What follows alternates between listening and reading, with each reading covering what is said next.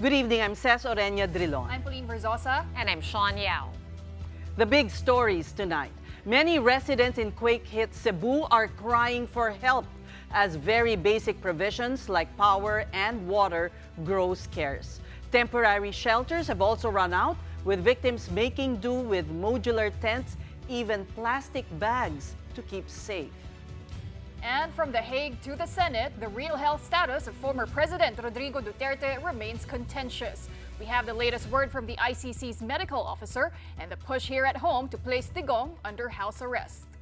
And former Public Works Secretary and now Senator Mark Villar opens himself up to investigation over government contracts that he and some members of his family supposedly cornered.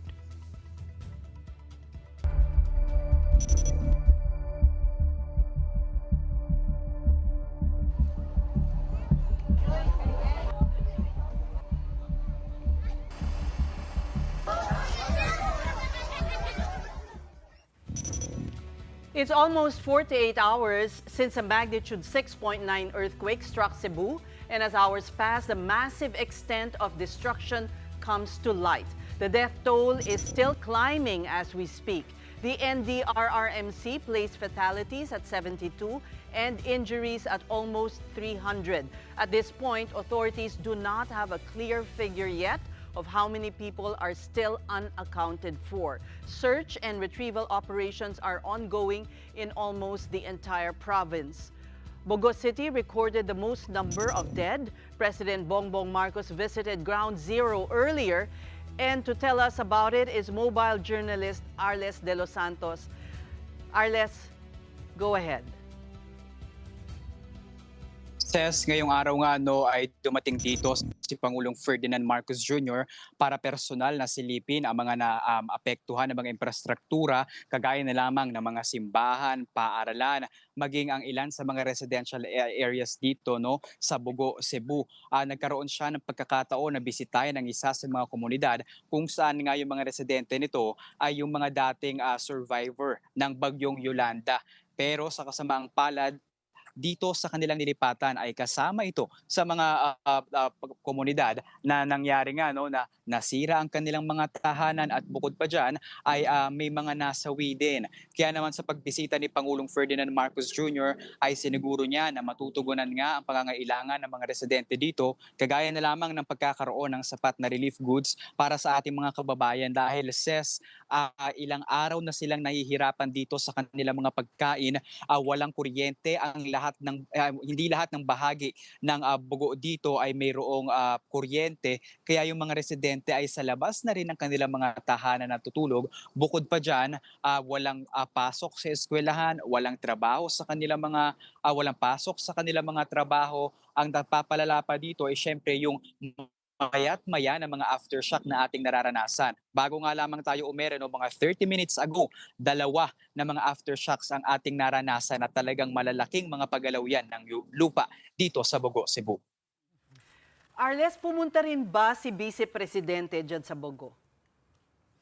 Kagabi, pumunta na siya dito sa Medellin, kung saan nga ay nagbigay na siya ang Office of the Vice President ng mga relief goods. Pero kanina ay narinig natin na siya ay bumalik dito para bisitahin ang isang ginang na kung saan pumanaw ang dalawang anak nito. Siya ay nagbigay ng kanyang pakikiramay, siguro bilang isang ina na rin at bilang isang lider, na sumisiguro daw na mahanda ang kanyang opisina na magbigay ng tulong, gayon din sa iba pang mga residente na apektado nito, dahil aabot na nga sa 47,000 na mga pamilya ang apektado nitong magnitude 6.9 na lindol, at aabot sa 170,000 na mga individual ang apektado nito.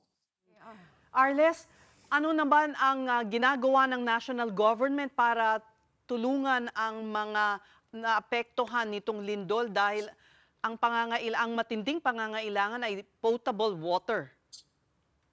Kanina sa ating pag-iikot ay nakita natin na kanya-kanyang diskarte pa rin yung mga residente dito kung paano nga ba sila magkakaroon ng kanilang pagkain, though dumating naman yung relief goods mula sa DSWD. Bukod pa dyan, yung ilang mga pribadong individual ay nagkaroon ng pagkakataon na mabigyan at maabutan ang ilan sa ating mga kababayan. Pero pagdating doon talaga sa tubig, nakita natin, Ses, na talagang mahaba ang pila ng mga ito at may bayad ang bawat balde. So far, kanya-kanyang diskarte. So yung iba, merong mga galon ng tubig na kanilang hinanda mula sa kanilang mga bahay, pero yung iba talaga ay wala. Kaya noong dumating yung malaking truck ng DSWD dito ay talagang nagkaroon nga ng medyo maliit na gulo, no, o tensyon sa pagitan ng mga tatanggap ng relief goods dahil nga sabi nila gutom na raw talaga sila at ilang araw na nila itong inihintay dahil mula pa noong Martes, no, ng gabi nang nangyari itong lindol, marami sa ating mga kababayan dito ang mula rin sa mga informal na sektor at nangangailangan din talaga ng suporta sa kanilang mga pang-araw-araw na buhay. Still dun sa water problem, no, nabanggit sa mga ibang reports, actually sa report mo earlier na yung pumping station kasi kailangan niya ng kuryente para gumana at para dumaloy ulit yung tubig.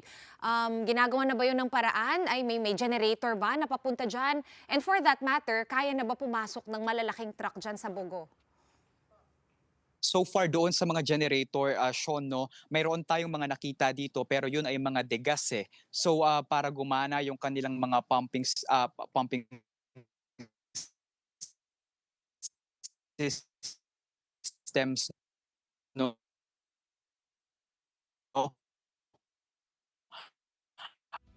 at para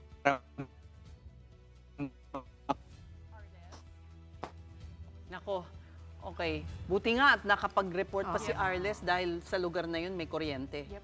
The only place probably. Na may kuryente, may signal, Oo. at least kahit paano. Pero I guess, tubig pa rin remains to be the biggest problem. concern. Pero that's serious kung walang malinis na tubig, pwedeng kumalat ang sakit. Oo. Sana mabalikan natin si Arles. Pero bago natin susubukan ba natin ang iba nating mga mojos na nandyan sa Cebu. Dumako naman tayo in the town of San Remigio. Residents also can't stay put inside their homes and have taken to the streets to beg for help. We now speak to News 5's Mon Galvez, reporting to us live on the ground. Mon, nasaan ka mismo nakatayo at ano ba ang sitwasyon na naroon ngayon sa kinatatayuan mo?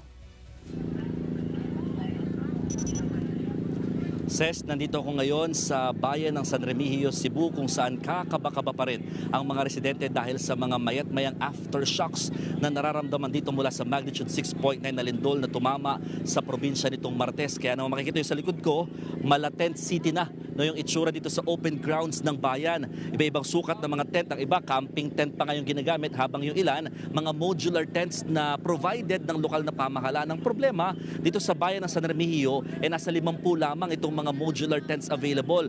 Ang mga nagsilikas na residente mahigit 200 na sa takot na manatili sa kanilang mga tahanan dahil nga sa mayat-mayang aftershocks at baka posible silang mabagsakan ng mga bahagi ng kanilang tirahan kung sakaling lumakas ulit yung pagyanig. Kaya they opted to stay outside, just like here in the open grounds. Ang iba naman nasa kalsada para nga ma-secure yung kanilang safety. Others stay just outside of their houses. Ang problema din kasi, yung evacuation center dito sa bayan ng San Remigio, sira, no? Kaya talagang hindi rin ito magamit. Kaya naman itong mga residente dito na lamang muna sa labas. Yung modular tents, hindi nga ganun karami. So most of the families, 2 to 3 families stay in one tent para lang mapagkasya itong mga modular, and then others ganun, no, nasa sahig na lamang, nasa damuhan at naglalatag na lamang ng mga banig, ng mga trapal para nga meron silang mahigaan pa kahit papano. Ang problema kapag bumuhos naman ang malakas na ulan, lalo ngayon nagbabadya, medyo kumikidlat-kidlat dito sa aming area.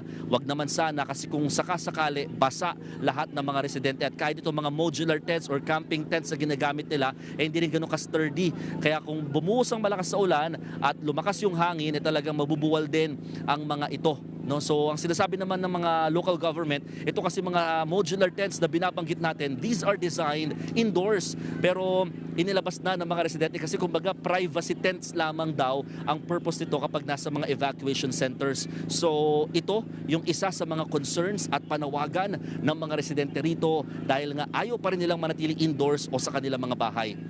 Ses. Mon, bukod sa temporary shelter, nabanggit kanina yung mga kababayan natin dyan sa Cebu nagmamakaawa para lang sa tulong. Nakakalungkot pakinggan yun. What help do they need exactly at bakit? Ano ba yung mga challenges para matulungan sila dyan? Ba't hindi yun na-address?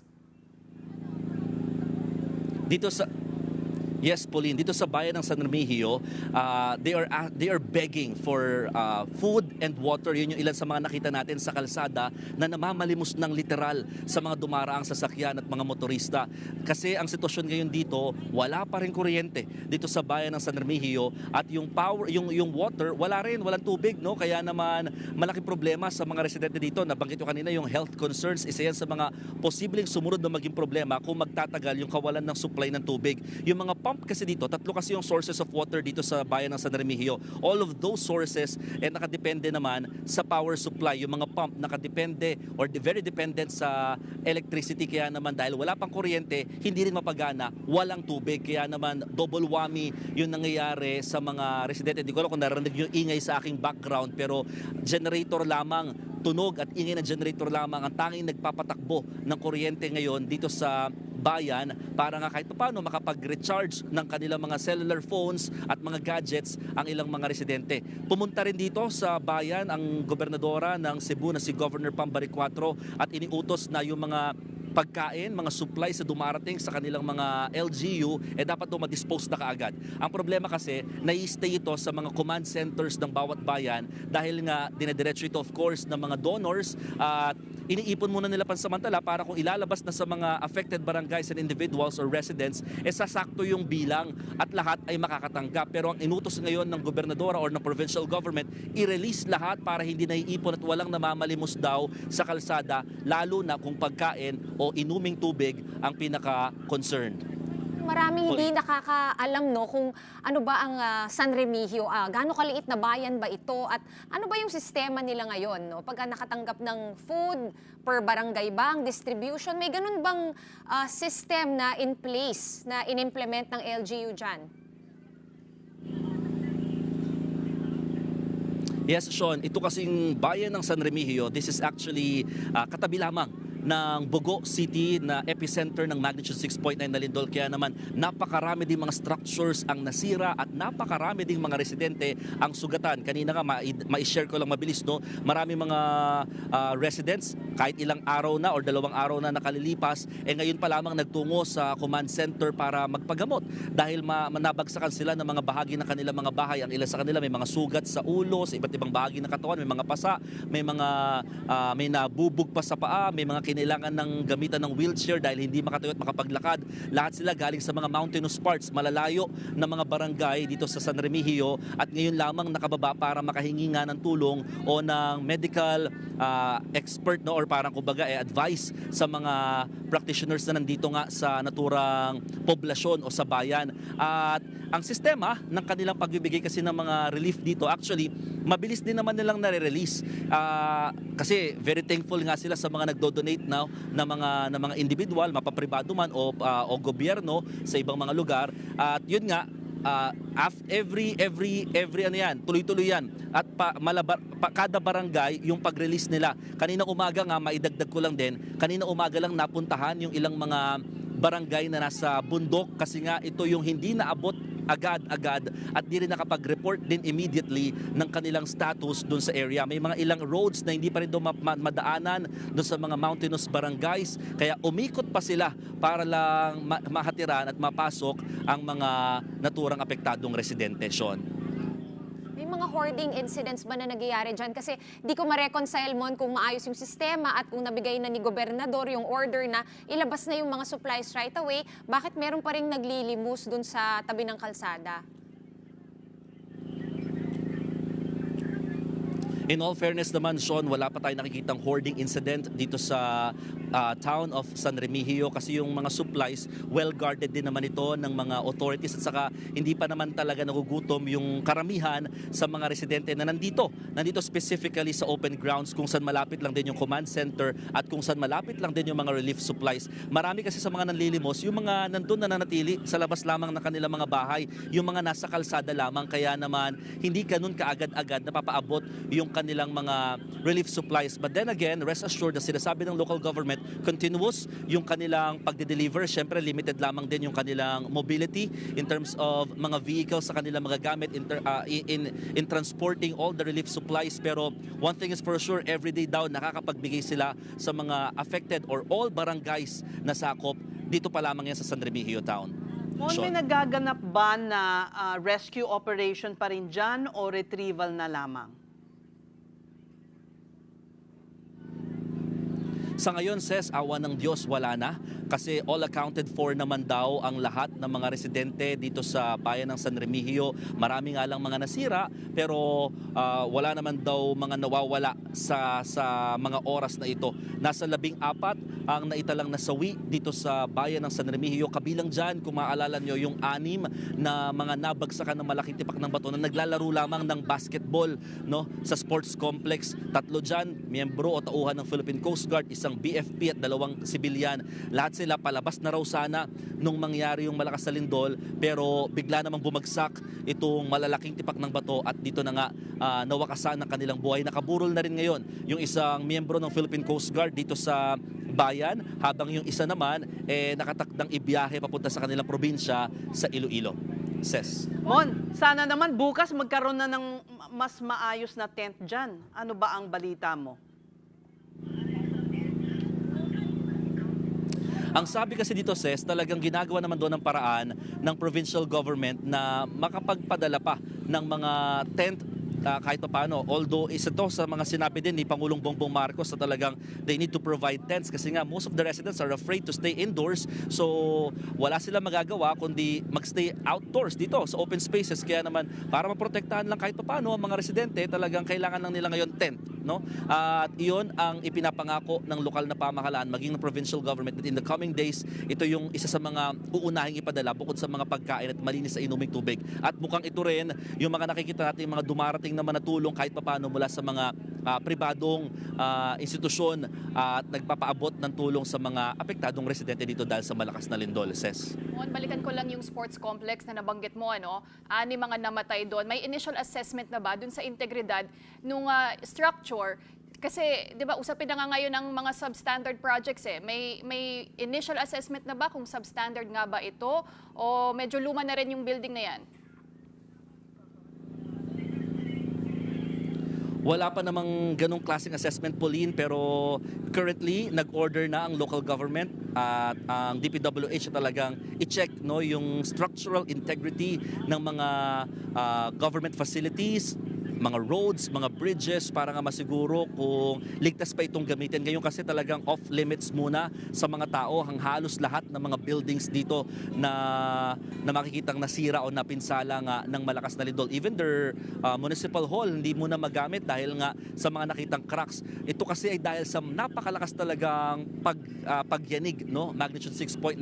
This is just beside or very near dito sa epicenter na Bogos City, kaya naman talagang grabe yung impact at epekto dito sa mga structures, no? So wala pa. Nung tinanong din natin si Secretary Vince Dizon ng DPWH if they are going to focus also to the substandard aspect of some of the structures, he said hindi pa muna. Ang kanilang focus ngayon is talagang mapagamit muna lahat ng mga nasirang kalsada, tulay at mga gusali sa mga apektadong residente at makabalik nga sa normal ang sitwasyon. Papa John Mon, yung evacuation center, kasi nabanggit mo na nadali din yun. Just to clarify, yung earthquake ang nakadali dun sa evacuation center.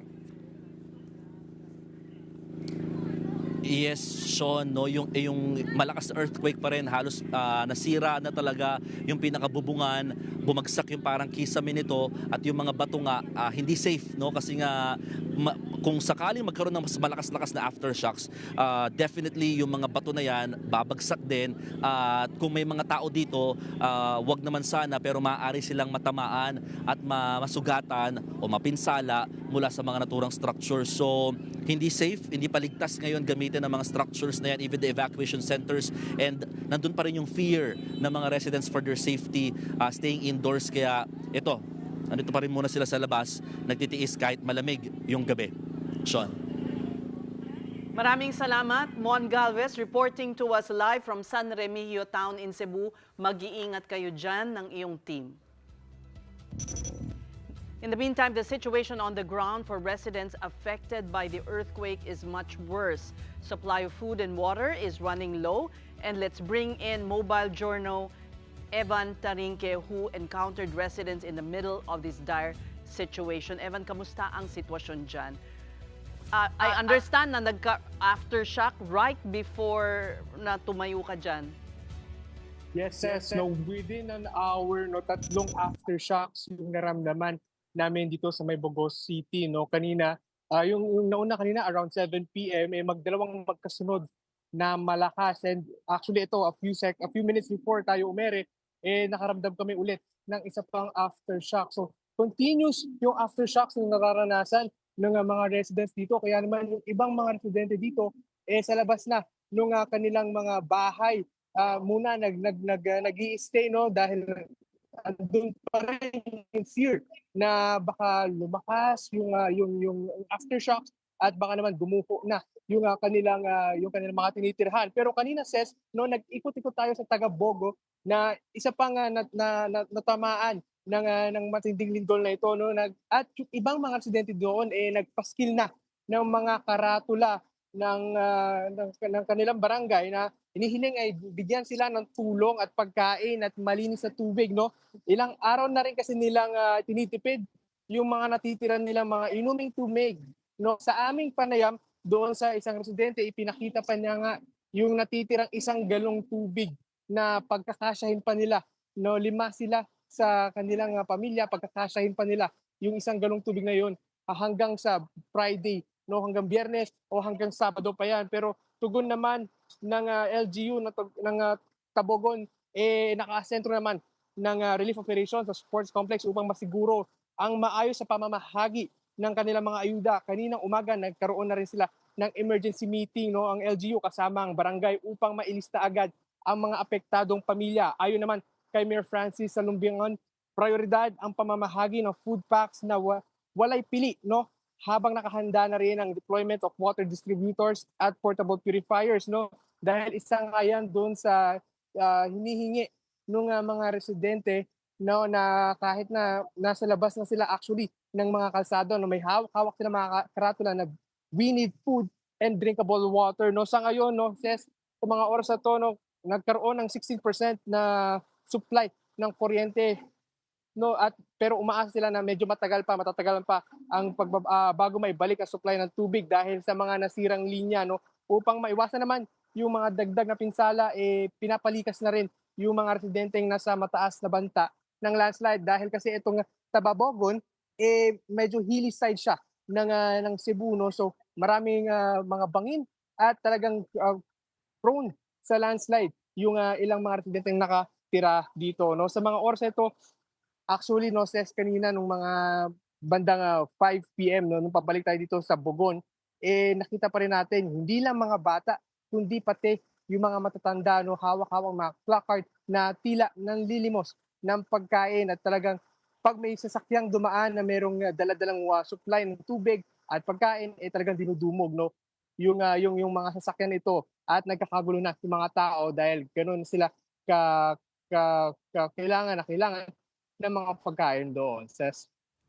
So ito, tama ba, Evan, ito yung mga pumiling manatili sa kanilang mga tahanan, hindi sila pumunta sa mga kung saan nagdudumog ang mga tao. Hindi ko sasabing evacuation center dahil parang wala ring mapuntang evacuation center, tama ba?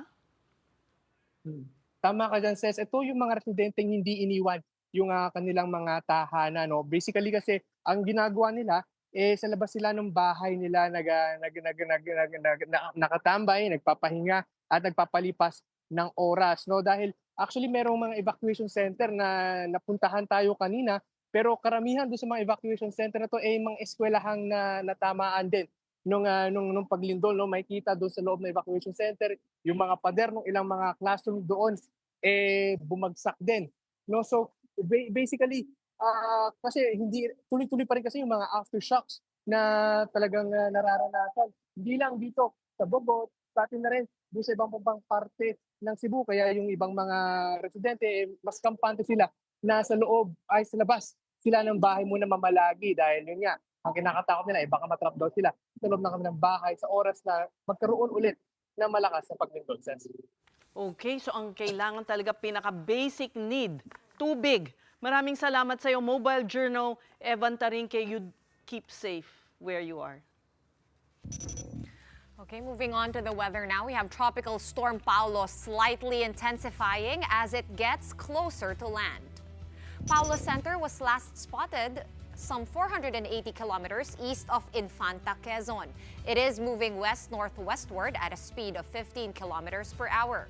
Signal number 2 is now up over Isabela, the northern portions of Quirino, Nueva Vizcaya and Aurora, Kalinga, Mountain Province, and Ifugao.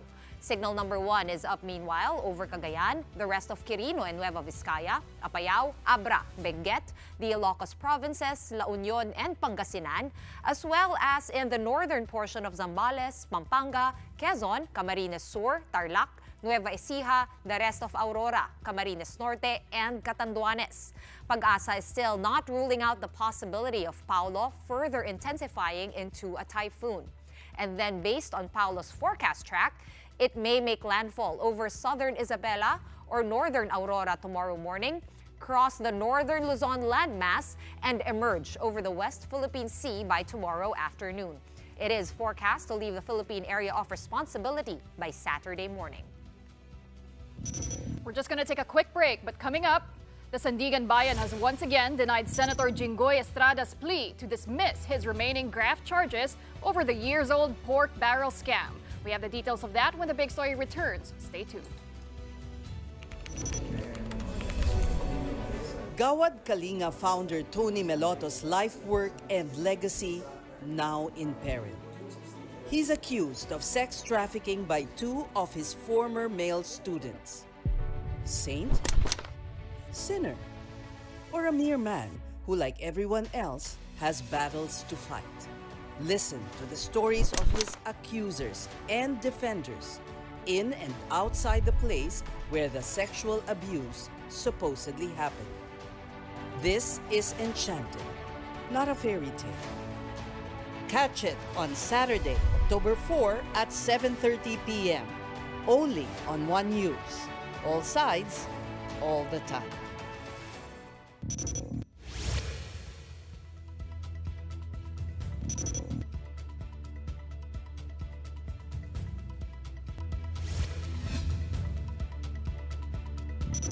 You're watching the big story here on One News. The International Criminal Court has ordered its registry and medical officer at its detention center to evaluate the health of former President Rodrigo Duterte. This is the latest development to the request by the defense team on August 18 for an indefinite adjournment of the proceedings. The pretrial Chamber 1 said it wants a detailed report on Duterte's medical condition and his capacity to participate in the ongoing pretrial process. Recall that defense lawyers had argued that Duterte was not fit to stand trial due to cognitive impairment. Lawyers also claimed that his condition was irreversible, making an indefinite suspension of proceedings necessary under ICC rules. In a report submitted last September 30, the registry said it has put in place measures to manage Duterte's health while in custody. The medical officer will also provide daily assessments of Duterte's condition. The registry, however, stressed that determining legal fitness to stand trial was beyond the medical officer's mandate, which is limited to overseeing detainees' physical and mental health. Here in the Philippines, the Senate voted on Resolution 144 to place Duterte under house arrest. The motion was carried with 15 senators in favor and 3 against. Senator Raffy Tulfo and Senate President Tito Soto abstained. The Senate resolution urged the ICC to designate a physician for the former president. For us as a nation, I cannot imagine what the country will do if something, I don't want to say it, but if something happens with him in the detention center at wala man tayong ginawa. Bilang chairman ng Committee on Justice and Human Rights, nais ko man pumanig sa isang banda. tungkulin kong pumanig sa mga daing ng naghahanap ng hustisya. I am supportive of any efforts to bring comfort to PRRD and to uplift his well-being during this crucial time. However, my choice or decision in my conscience, might even help in further dividing the nation. Therefore, I register an abstention. And now joining us tonight is ICC accredited lawyer Gilbert Andres. Good evening, Attorney Andres. Good evening, officers. Attorney, help us make sense of the latest order of the ICC. It's heavily redacted, but it does acknowledge that there is some cognitive impairment. Before I answer that, Ces, I just want to express my prayers and support to our kababayans po who were affected by the earthquake in Bogos City as well as in Cebu. Answering your question, Ces, number one, it's heavily redacted because the ICC respects the medical privacy of any detainee in its custody. Number two, I also want to actually emphasize that the ICC implements international human rights law standards, international standards with respect to any detainees in its custody. So with respect to Mr. Duterte, international standards pong pinapairal ng ICC. So what does it mean, though? Does it mean that the trial can continue because the ordered or the registry acknowledges that they do not have a say on the legality of whether he can stand trial or not? That's also consistent, Ces, with the registry, because the registry really just looks at the physical, mental, and overall well-being of any detainees in the custody of the ICC. But as to the fitness to stand trial, that's actually it will be decided by the pretrial chamber, because fitness to stand trial, it's not a medical term, it's not a psychological term, it's actually a legal term. Right. So the registry, who has the custody and has the regulations with respect to any detainee, they provided a medical officer para pumagsuri sa any detainee such as Mr. Duterte. Pero gusto ko yun po, I also want to add that the Office of the Prosecutor also stated that it wants also its own expert to actually look at the condition of Mr. Duterte. And it's also possible under the Rome Statute and the Rules of Procedure and Evidence for the pretrial chamber itself to appoint its own expert. I do understand you said here on this show that it should happen before the end of the year. You think that timetable still works considering what has to be done? Well, it's a hope, Ces, In fact, that was the hope also of the Office of the Prosecutor. They stated it that hopefully there will be a confirmation of charges before the end of year 2025. But as to when the confirmation of charges will be, if it will happen, it's really up to the pretrial chamber. But I also want to emphasize that this is only a limited period of postponement. It's not indefinite as prayed by the defense. And I want to add that there's also reasonable period. So I really expect that this should not go on for years. I really hope na months lang po ito. Okay, Attorney Gilbert, can you tell us, in layman's term, explain to us, you said the ICC implements and adheres to international law standards, but this fitness to stand trial, so to speak, that concept is illegal. So in international law, what does that actually mean in plain speak? Shawn, it means that fitness to stand trial means to say the detainee actually understands the proceedings that is set before him or her. Secondly, that the detainee actually understands to the point that he or she can actually exercise rights under international law, such as under the Rome Statute. Hindi kailangan na talagang very sharp po ang isang cognitive ability to the point na makakakuha po siya ng bar exam. Hindi po yan ang ganong cognitive ability ang kailangan. Ang kailangan lang, maintindihan niya yung procedure, maintindihan niya kung anong nangyayari, at ma-exercise niya po yung kanyang rights under the Rome Statute. And yung labanan, attorney, no, pagdating dun sa, like you said, the Office of the Prosecutor wants to elect their own medical team to make the assessment. I suppose the defense will also have their own, and then the ICC Detention Center also has medical staff. So ano po yung iiral dun sa tatlong medical teams na yan? I think the pretrial chamber will look at all of the pieces of documents. In fact, the defense already submitted the medical report of their own expert.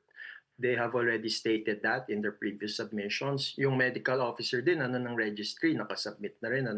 So wala pa po, I think, sa Office of the Prosecutor, it's ongoing, although hindi po natin alam. But if it will happen, mayroon din niyang submission, at if the pretrial chamber will also appoint an expert witness, ito yung lahat ng mga experts at yung mga reports that they will produce that will form the full basis of a reasonable and informed decision by the pretrial chamber. And attorney, just last Sunday, the ICC did release criminal, itong si former Yugoslav Army Chief Pavkovic, and that was based on health grounds. He is 79 years old. He was convicted for war crimes. How is his case different from President Rodrigo Duterte? And do you think the defense will also use the same argument? Well, Pauline, it's different in the sense that, number one, in the Rome Statute and in the Rules of Procedure and Evidence, age is not actually an indication whether or not to grant application for interim release. We can look at Article 58 of the Rome Statute. The only grounds with respect to a decision on interim release is whether or not that person will really appear during the trial, appear in court. Number two, whether that person can actually adversely affect the proceedings and the investigation. And thirdly, whether or not that person will actually attend the proceedings. So health is actually not provided for in Article 58 of the Rome Statute. So I really hope and expect that this will not be a consideration because, in fact, when it comes to any health issues, the ICC implements international standards. And just for context, there was an estimate as far as 2017 na yung per person, per day, ng isang detainee po sa ICC, mas mahal pa po sa isang 5-star hotel. Bakit? All of the needs, health, wellness, mental being, overall being, pati mga dietary concerns ng isang detainee ng ICC, well provided po ng ICC. And finally, attorney, there's that resolution recently passed by senators. What's the implication of that? May bearing po ba talaga yan sa magiging proceeding decision ng ICC? Is the ICC obligated to even consider that resolution passed by Philippine senators? Okay, number one, Pauline, it has I think that has no effect on ICC proceedings because it has to be filed before the ICC. I don't know if the Philippine Senate will actually file it before the ICC. Number two, in any case, whatever the presupposition, yung mga whereas clauses ng Senate Resolution 144, na international human rights law, nag-cite pa ng Article 10 ng ICCPR, ginagawa na po yan ng ICC. Hindi na po natin kailangang i-remind yung ICC kasi ni-implement po yan. Isipin natin, international court po ang ICC. Therefore, international human rights standards po ang ina-apply ng ICC. And third, to be very candid, if you look at the resolution, it asks for a house arrest. Actually, a house arrest is not provided for in the Rome Statute, and I'll be very candid, a house arrest is really a Philippine domestic political euphemism for special treatment as to any political detainees. And I really see that as an issue of fairness because remember, in the ICC, wala po silang tinitingnang politika. It's only a judicial body. It is a judicial body that only looks at the facts, the evidence, and the law. So, imbento lang pala sa Pilipinas yung house arrest na yun. Opo, para mga-comfortable. Euphemism po natin yan sa Pilipinas, pero wala pong ganyan sa ICC. Alright, maraming pong salamat. Thank you for all your clarifications. That was ICC accredited lawyer Gilbert Andres. Meanwhile, allegations of corruption continue to dog some of the country's lawmakers, with cases now unfolding in courts and before investigative bodies. It looks like Senator Jinggoy Estrada is not exactly safe, as a trial on his pending graft cases related to the infamous pork barrel scam will still proceed. That's after the Sandigan Bayan denied his motion to dismiss his remaining cases for lack of merit. Estrada, in his motion, argued the prosecution failed to prove intent, claiming he had no knowledge of the scheme, did not confer with co-accused, and that his endorsements were only recommendations. However, the anti-graft court found no cogent reason to halt proceedings. The case involves over 200 million pesos in allegedly misused PDAF diverted to fictitious projects tied to businesswoman Janet Lim Napoles, who has multiple convictions related to PDAF misuse. Testimony cited by the court indicates Estrada received payments and was aware of the scheme.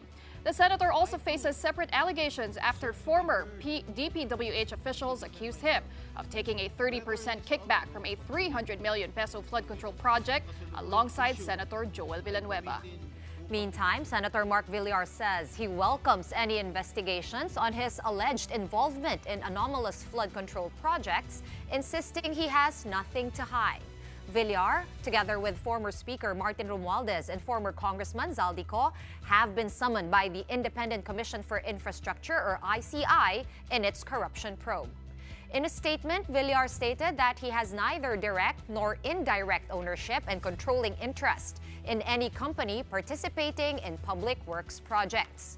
Villar and his sister Camille and mother, former Senator Cynthia, are also being investigated by the Justice Department over 18 billion pesos worth of government contracts. The DOJ is looking into possible conflicts of interest linked to projects awarded during Mark Villar's term as Public Works Chief. And on a much lighter note, have you heard of a culinary experience with a conscience? We will tell you all about a restaurant that has sustainability on the menu when we return. Don't miss that. This is the big story on One News.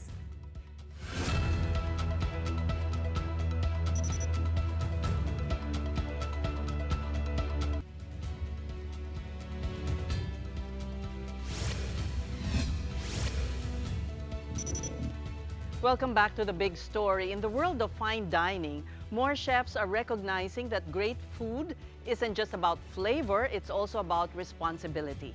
At Gallery by Chele, that responsibility means putting sustainability front and center.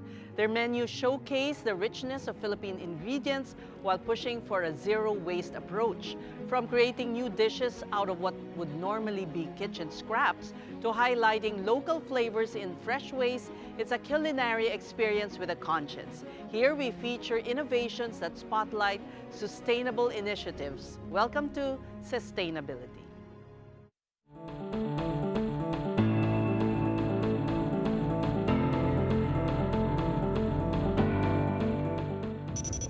Behind the restaurant is Chef Chele Gonzalez, known for his global training, his bold experiments, and deep respect for Filipino ingredients. That's really why I love this chef so much. After years in some of the world's most renowned kitchens, he made the Philippines his home, collaborating closely with local communities, farmers, and producers. And joining us today to talk about this philosophy and his work at Gallery by Chele is Chef Chele himself. Welcome to the program, Chele. Good evening. But you must be so sad to see our countrymen in Cebu. I hope you're going to do something about it. Well, if I can, I just shocked because so many things in the last 2 weeks, from the storms. When I was seeing the videos, because nothing happened in Manila, no? Is this, at the beginning, is this real? Is this happening really? Yes. But let's shift to, your focus on endemic ingredients and showcasing them. I guess it takes someone with fresh eyes who, coming from another country, although you're a Filipino already pretty much. 15 years old. Yeah. What you do with the coconut, why the coconut?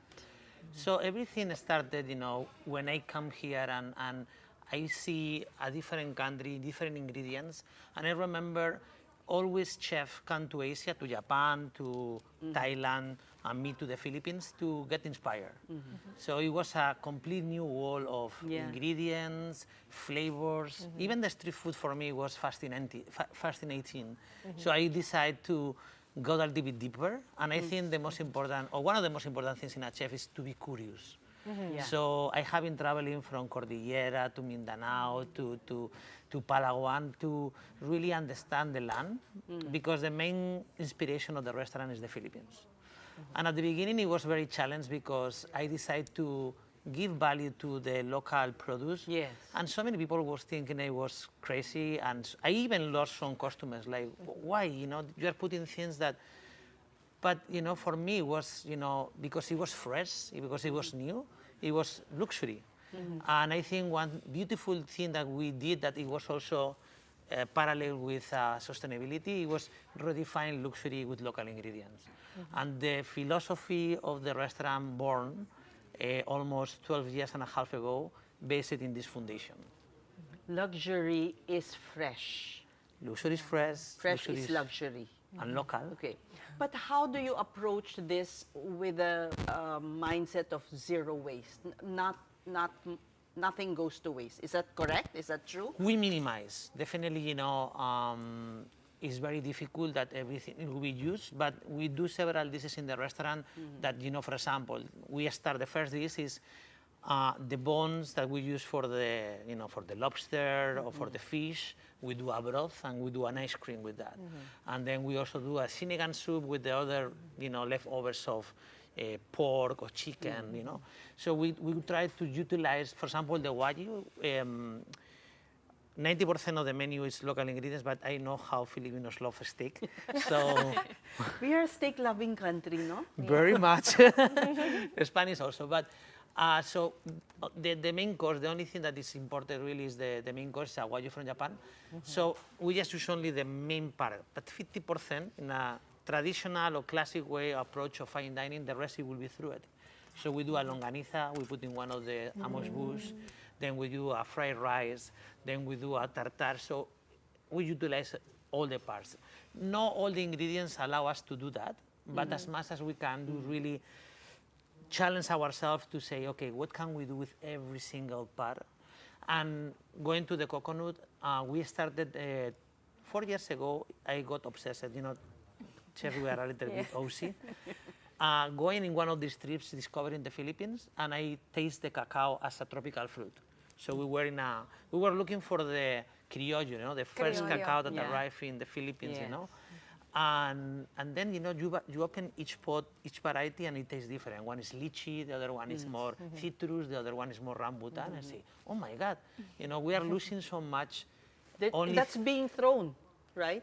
All being thrown. The pulp is just thrown. It's actually... It's crazy. Everything, you only keep the seed. Yeah. So, I wanted so much to have it in the restaurant to really give the audience, the taste of the cacao as a tropical fruit. So through some, it's a pharmacist, so have the scientific background to help us, to do, how can we go to the land, to the farmers, and, recover all of this, pulp or mucilage. So because I have a friend who is Rob, who have a chocolate company, and he does also coconut sugar. He have a facilities in the middle of the jungle. So we process. So now the cacao beans goes to this facility. We extract all the mucilage or the juice, and then we give to the chocolate makers. And then we do cacao syrup, cacao vinegar, cacao kombucha, cacao. So we utilize every single part of the cacao. So you can make wine out of it, I think. Maybe. Another idea to be explored. But how about the whole industry, the restaurant industry? There's so much food waste. Some estimates are as much as 35%. Completely agree. What can be done? You're a leader in the industry, so. Yes. Well, I think we do small steps to showcase. I think it's very educational when you go to gallery and we showcase many things that can be done. But I think, it's a general, education. And I think this is happening even, with schools like CAA here in the Philippines. One of the important, matters that should be is like sustainability, And I think also in the regular schools. If we don't have, I think one of the weaknesses as humans is don't have, the Consciousness. The consciousness, that is the right word. The consciousness to say what is happening around us. Each movement that we do, it have Waste. a waste. For example, one simple action that it might change, a lot. Why we keep still allowed to use plastic, bottles of waters everywhere? Imagine if we just do that small step. You have to go with your bottle to the 7-Eleven or whatever, and you refill it, you pay. That it will be just a huge, change. So yes, as a chef, I can do as much as I can. But yes, the most I think, because we need, we are an overpopulated world, we need food to survive, and then most of the land in these days is utilized for food production, monoculture. So that is having a big, I think, struggling, with ecosystems. Okay. Chef, I'm looking at your menu right now. You have a 10-course, a full experience menu at Galleria Chile, but there's this one item that really caught my eye. Camote camembert with Roquefort and Latic sourdough. Okay. What is camote camembert, and how did you even dream up that item? Imagine we can make cheese. Is it cheese? Is it a vegetable? Yeah, is it both? Okay, so we challenge ourselves to use coconut. We have a coconut-centered menu. My team was telling me about the tree of life and how important it is in Philippine culture. I was so, really touched by that. So when we were a little bit doing R&D, coconut milk, how can we do, with coconut milk cheeses? So we inoculate camembert, or we can inoculate penicilliums of Roquefort, and we do 2 different cheeses using coconut milk, and one of them, to get this, orange color, we also use camote. It's for the color. And taste as well. But the reason we can go to that process is because we get the penicillium of camembert and Roquefort. So you can take any cheese, the rotting cheese, and put it. Like a sourdough starter? No, it's just the fungus, The penicillium is like a small, it's like fungus. So we just, we take the coconut milk and we inoculate it, and then we make the mold of the cheese, and then we have a chiller in a particular temperature and humidity, and it grows, all the white part like a French cheese. I already feel hungry at this point. It's a very technical process. It's a technical process. Sorry. Okay, but Chef, I'm curious. You are known for your bold experiments, right? What's one Filipino ingredient that surprised you with its versatility, aside from coconut?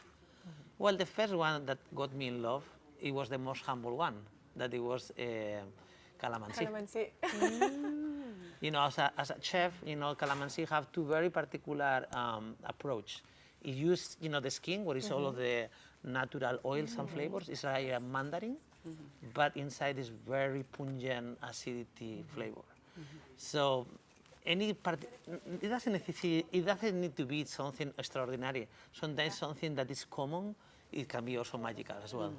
What I found so funny one time visiting your restaurant was you had a banana tree outside, and you were so fascinated by banana and papaya, which to us is so run of the regular, mill. so common. Yeah. But then also we can take coconut milk, that is also very common, and we can do a cheese out from there. Yeah, that's true. Hopefully you can have a fromagerie of coconut cheeses. Like, I was going to ask, is it vegan? Or yes, completely it's vegan. It's vegan, right? Yeah. Because you just put the completely That's vegan. a new business It's a new for market. you, right? If I can get there. So tell us once again, in closing, what is sustainability for you as a chef? Just be responsible and try to be. I think the right word that you said before is consciousness. So try to be conscious as much as we can. Of course, we're in a big city. We're a small restaurant. We try to do our best. I don't know if it's any restaurant at these days that can be 100% sustainable, but at least we put the effort, the time, the love, and the work in try to make things better and more responsible. And lastly, can you tell us what's the next ingredient you will showcase? Yes, From what I'm a chocolate little coconut. bit afraid because it's very complex. It's gonna be rice, the rice of the Philippines, because I also was part of the Erie rice program of Health Room Rice that already is established 5,000 varieties only in Mountain Province. Yes. So there is so much variety, the glutinous rice. So we're now experimenting and trying to learn. But every time that we do a menu of mono ingredient is 1 year, and the year keep changing and we keep learning.